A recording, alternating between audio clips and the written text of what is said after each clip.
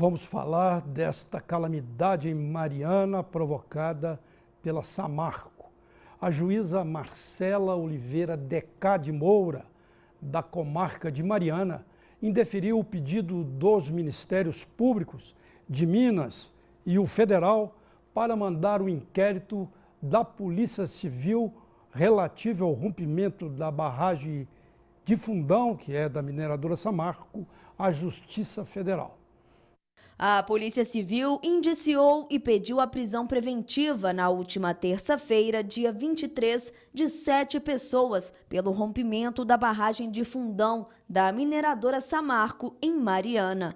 Os indiciamentos são pelos crimes de homicídio qualificado pelo dolo eventual, inundação com dolo eventual e poluição de água potável.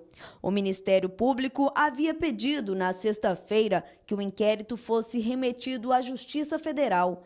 Segundo o MP, pelo fato de o rompimento da barragem ter atingido o Rio Doce, um rio nacional, a lama ter atingido cidades do Espírito Santo e chegado até o Oceano Atlântico, o desastre se tornava de interesse federal.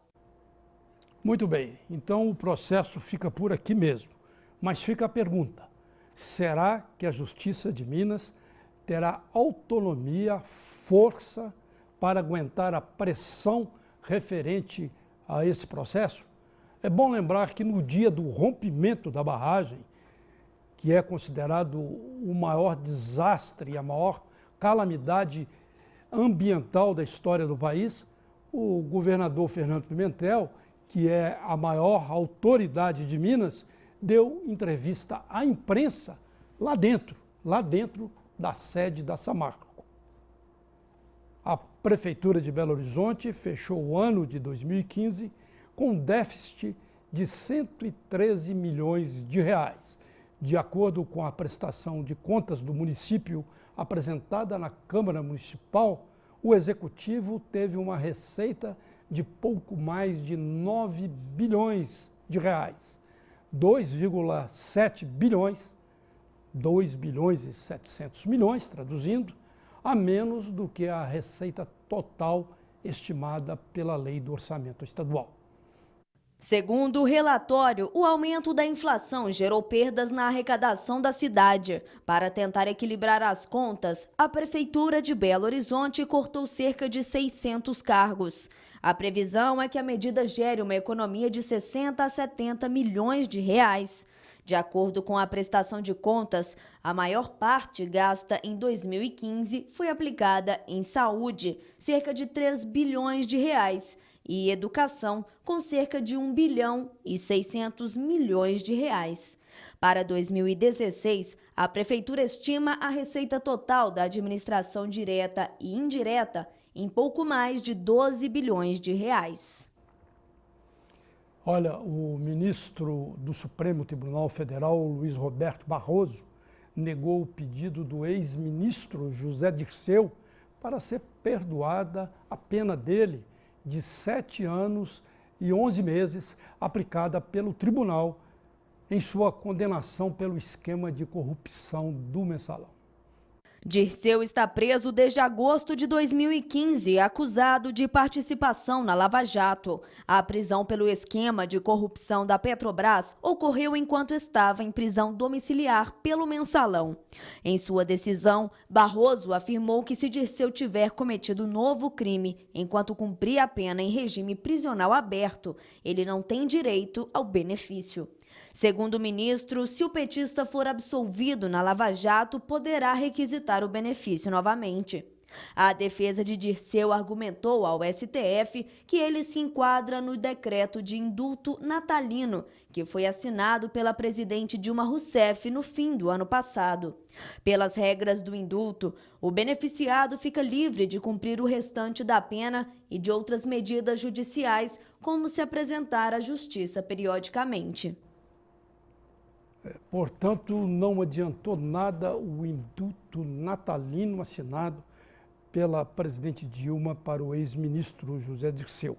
A situação vai ficar assim: se ele for absolvido no Petrolão, nesse esquema aí do Lava Jato, apurado pelo Lava Jato, tudo bem, a pena do Mensalão será extinta. Mas, se ele for condenado no Petrolão, as duas penas vão ser somadas e dará um número bem grande de anos de cadeia para José Dirceu. Em manifestação enviada ao Supremo Tribunal Federal, a força-tarefa da Operação Lava Jato, que a gente estava falando agora, informou que apura se o ex-presidente Lula recebeu vantagens indevidas durante o mandato presidencial dele. Segundo a Força Tarefa, a investigação tem a finalidade de analisar se ele foi beneficiado por construtoras envolvidas na Lava Jato, recebendo vantagens que foram materializadas, dentre outros, em imóveis em Atibaia e Guarujá.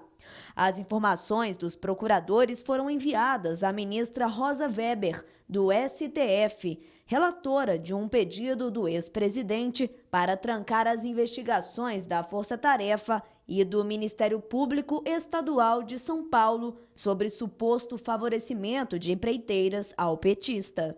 O Ministério Público apura a situação do triplex no condomínio Solares em Guarujá e suspeitas de irregularidades na transferência para a empreiteira OAS de obras inacabadas da Bancop.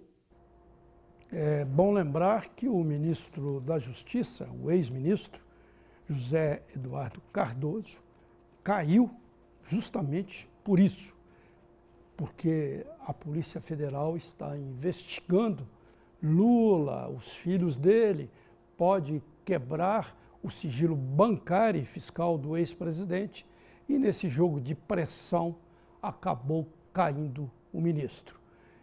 E o ex-presidente Lula, continuando a falar sobre ele, e a mulher dele, Marisa Letícia, não pretendem depor sobre o triplex no Guarujá ao Ministério Público de São Paulo na quinta-feira, conforme comunicação feitas pelo advogado do casal ao Ministério Público. Isso foi ontem.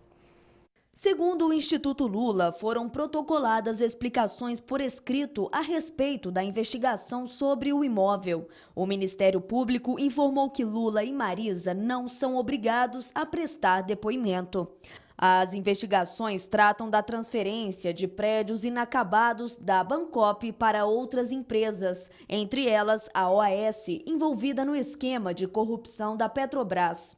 Há suspeita de que o ex-presidente Lula tenha ocultado ser o dono do triplex no condomínio Solares, na praia de Astúrias.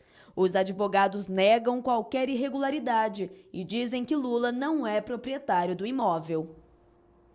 E a oposição também está entrando forte nessas denúncias contra Lula. Após a confirmação da saída do cargo do ministro da Justiça, José Eduardo Cardoso, o presidente do PSDB, senador Aécio Neves, disse que o país não aceitará qualquer tentativa de interferência na autonomia da Polícia Federal ou de cerceamento das instituições brasileiras. Em uma rede social, Aécio alegou que acompanha com atenção as mudanças no Ministério da Justiça, especialmente porque ocorrem justamente no momento em que o PT aumenta suas cobranças ao governo e aprofunda suas críticas à Operação Lava Jato. O Aécio Neves já está querendo dar um recado para o novo ministro da Justiça. O recado é desse tipo: não interfira no processo de Lula, que nós estamos aí de olho. Tudo bem. Será que o Aécio também vai ficar de olho nos processos que envolvem os tucanos? É isso que a gente quer saber. O Redação BH News volta logo após um rápido intervalo.